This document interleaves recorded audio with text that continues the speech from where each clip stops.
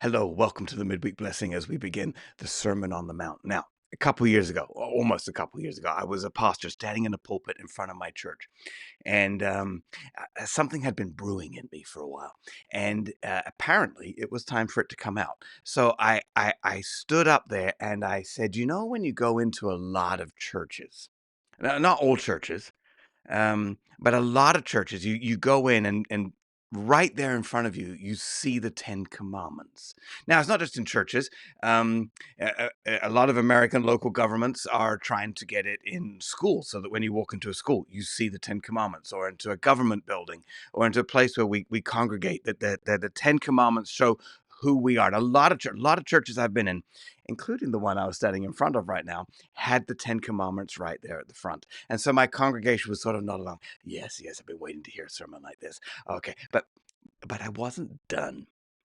Then I said, what if instead of putting the Ten Commandments front and center when you walk into a church, what if we put the Beatitudes?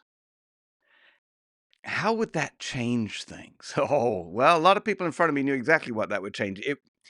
All they heard me say was, our pastor wants to take the Ten Commandments down. Now, you got to understand, this thought I think it's a great idea, by the way. And I think by the time we're done with the Sermon on the Mount and going through the Beatitudes, if you stick with me, I have a feeling we'll have some agreement. I'm just going to touch that and try and get me in focus a little bit. One man show here, producer, presenter, theologian, everything in between. Excuse me. Um, but while that had been brewing in me, I had years to think about this, process it. What does it mean? And when it burst out, I think it's safe to say my church was not ready for it. When I say my church, I mean my churches. I did this more than once. My head elder, fantastic guy, John Brotherton, when I was doing the Midweek Blessing with the church down in the basement there in South Dakota, he said, when you're done with the chapter threes, why not do the Sermon on the Mount? Because maybe something had hooked, or maybe he just wanted me to explain myself. And so here we are. And tonight we start here in the middle of the week, looking for a blessing between gatherings with God's people, or whatever your pattern is. Tonight we start the Beatitudes, and nothing wrong with the Ten Commandments, okay? But the Beatitudes add something. And I think a lot of people who seem to reject God need to hear the Beatitudes. So here we go. The first one, Matthew chapter 5 and verse 3, comes up like this. Now I'm going to read the bottom one first. Oops, that way. Okay, that one. Um, and then I'm going to explain why I've got this in two translations, because if you've jumped ahead and you're a quick reader on the screen, you've already seen, there's a big difference here. So this one, blessed are the poor in spirit, for theirs is the kingdom of heaven. That is the RSV. It's sort of my latest literal word for word translation that I enjoy. It used to be the ESV. I like that. I like the way that flows a lot. If you're a King James only, but think I need something a bit more modern, the ESV might be for you. But I'm getting sidetracked. The RSV has some good salvation language, I think, in its translation. So I use the RSV a lot. But I also, if you've hung around me for a while, you know that I love a good paraphrase. I do not belittle paraphrases. I think paraphrases can be incredibly valuable for God's people. A lot of the heavy work is done. It's like going to the grocery store and buying vegetables instead of growing your own. Sure, growing your own is a great way to do it, but not everyone has the time. So a paraphrase can be really good. But here, some paraphrases let us down. And the New Living Translation, which is my favorite overall paraphrase, I like different ones for different things. But I use the New Living Translation on this podcast, on this YouTube, Facebook thing. Um, it lets us down here. It says, "As God blesses those who are poor and realize their need for Him, for the kingdom of heaven is theirs." Now, that's not an awful translation. I like the realize their need for Him. That's definitely, I think, implied in the original. Um, but they leave out the word in spirit. So the literal translation, the RSV, has blessed are the poor in spirit, and the New Living Translation has blessed are the poor, to try and help. I mean, who knows what the poor in spirit is? I'm going to explain now how the poor in spirit is the better translation, but then we're going to have a look at what the poor in spirit is. We're going to have to do the work ourselves, because here the paraphrase has let us down. Now, there's reasons why the translators have gone poor. These same words, or the same words, the same story, the equivalent, that's the best word, in Luke says poor. Oh, excuse me. Sorry, I should probably mute before I do that. Got a little coughing thing going on. I remembered to get water. That's unusual for me. I usually sit here the whole time going, wish I'd brought water. I have some today. Cheers. Apparently it's bad luck to cheers with water, but we're in the Bible right now. Water is good. Um, let's keep going. So when Luke has this version of Jesus's sermon here, he says, "Blessed are the poor." Now, Luke, forget, some of you are going to have a hard time with this. Track with me here. Luke is the woke gospel. Now, sometimes we need a little bit of woke because the pendulum has swung so far the other way. Luke writes the gospel for the poor, the women, the Samaritans, the foreigners, the immigrants, the down and out. That's who Luke's gospel. If you read Luke's gospel, you know that this gospel, this good news from Jesus, that Jesus is for you. So the story of the Good Samaritan, only in Luke. The story of the prodigal son, only in Luke. Luke has a real bent in this way. If you're a Democrat, a lefty, a labor, you're probably really going to like Luke. Matthew is the more traditional religious conservative thing. And so it's for people who know the Bible, who've read the Bible. There's an assumption in Matthew that you're here, and now we're going to add the Jesus, the Jesus part. So Matthew doesn't just simply say poor, which, when you know what's going on, that's kind of how you would expect Luke to translate it. But Matthew adds something. Blessed are the poor in spirit, for theirs is the kingdom of heaven. There is a religious tone here. It's not, well, first of all, there's a danger in separating religious and secular. So I started down that road. I want to back out. Don't want to do that. But Matthew is going to speak to religious people here, people who are used to separating secular and religious. Blessed are the poor in spirit. It is a better translation for Matthew, and we're in Matthew, so we're going to take a look at that. So, what is the poor in spirit? Now, I'm going to start off with the phrase broken spirit. There's a lot of verses we could go to where the Bible talks about this one way or another. I'm going to Proverbs 15:4. A gentle tongue is like a tree of life, but perverseness in it breaks the spirit. Psalms has lots of Psalms where it talks about a broken spirit. I put it this way: I've had enough. The world is winning, and I feel trodden. I don't feel like I'm going to make it. My spirit is broken. Blessed are the broken spirit, for theirs is the kingdom of heaven. Is part of it. It's not all of it. It's not a good enough translation by itself, but we're going to get going. But I'm going to add some things. I'm depressed by itself. It isn't enough. But when you just feel like life has nothing for you, that everything you do seems meaningless, empty, broken, I just don't even want to get up right now. Now, there's a lot of people in the world who look at those who are downtrodden, down and out, and go, well, if that was me, I tell you, I would pull myself up by my bootstraps and I would do something in that situation. Well, good for you.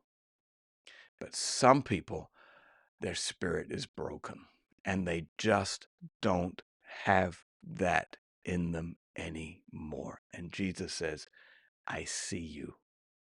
And the kingdom of heaven is for you. You don't think you can be good enough. You don't think you can do enough. You don't think you can understand enough.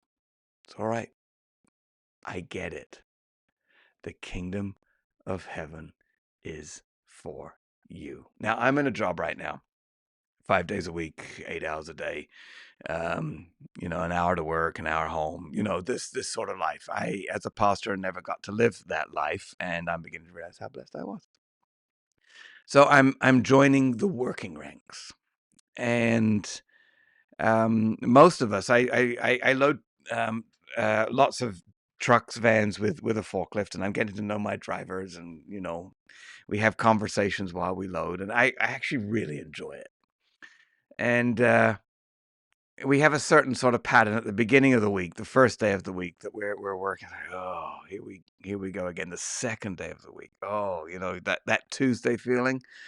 It's like so much of the week to go, and the effect of the weekend is over. Wednesday, hump day. Yes. Thursday, oh, tomorrow's Friday. Friday, oh, the weekend. That sort of pattern that the vast majority of people in the world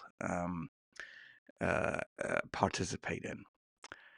But before there was a weekend, there was no weekend, and people worked 7 days a week. Unless you were part of the Jewish culture, God's people, who he gave a day off during the week. But there are a lot of people who just didn't have that, whether it's slavery, indentured servantry, or just trying to make enough money for your expenses, or you own your business, and the only way to keep it afloat is by working 24 hours a day, 7 days a week. And there just seems to be no way out. And you have a bad boss, and nobody validates you, and there just seems to be no meaning to life. You feel utterly powerless. You are just in existence mode. Blessed are the poor in spirit, Jesus says, for theirs is the kingdom of heaven. Now, this world is tough sometimes. This world right now, as I look at it, is watching bombs go off everywhere. Politics is really mixed up. Our safety mechanisms seem to be being abused and used for hurting people.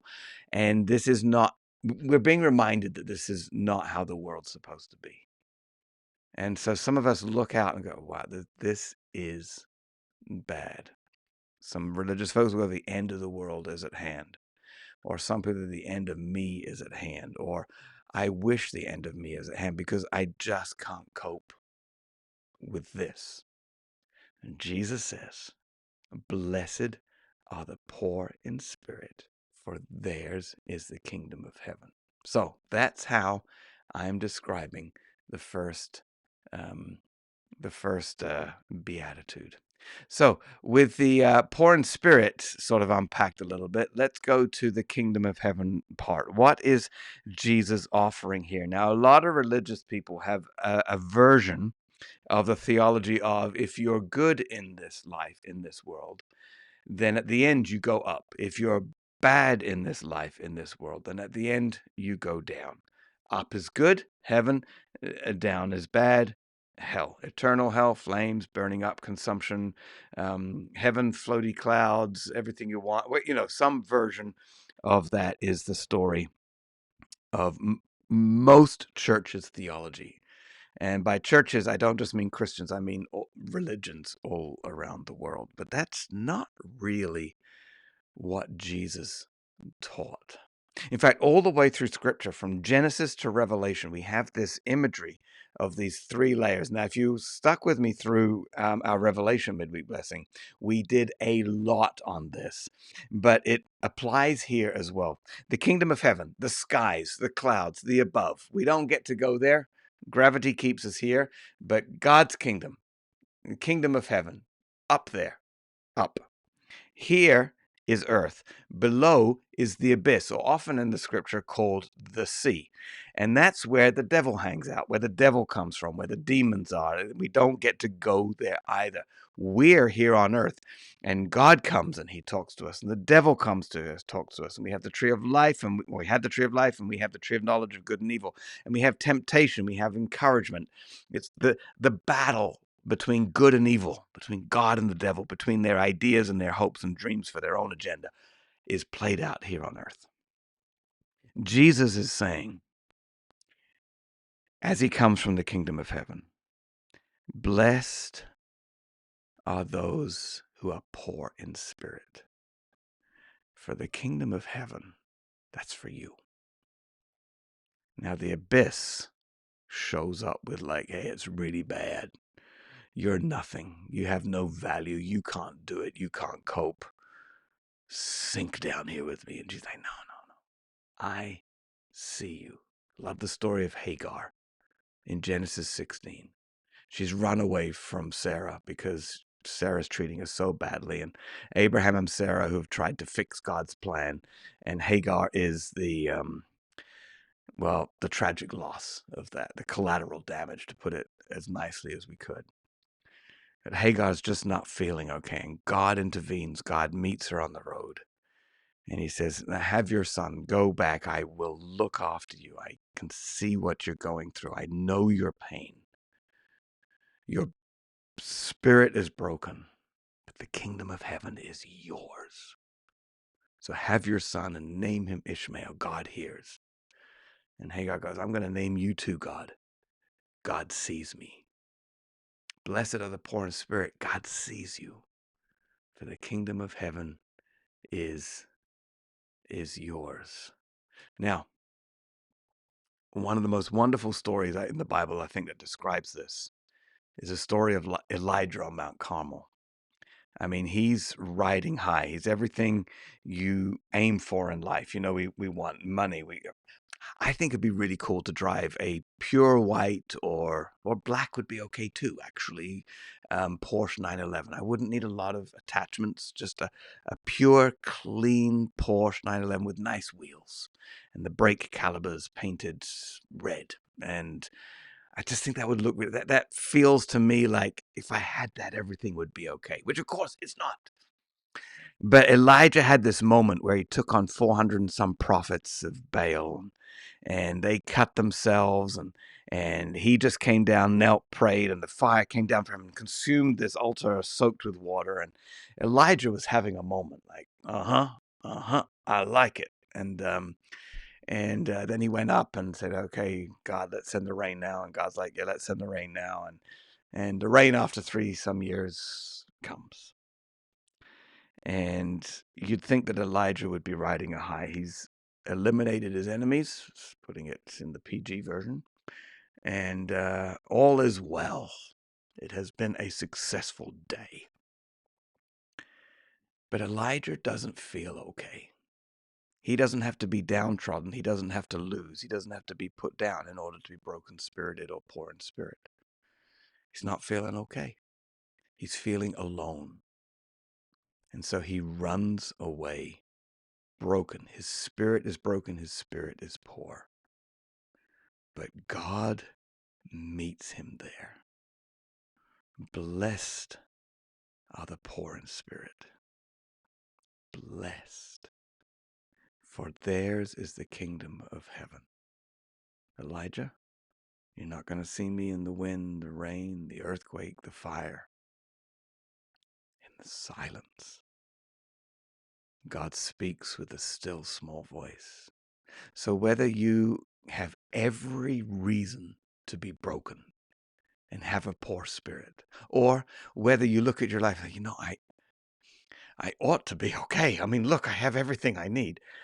No matter where you are on that spectrum, blessed are the poor in spirit, for theirs is the kingdom of heaven. I got a couple questions I would like to ponder with you at the end of this midweek blessing. Number one, what kingdom are you chasing for your security? Are you chasing money, approval, control, comfort? And what would it look like today to choose Jesus's kingdom?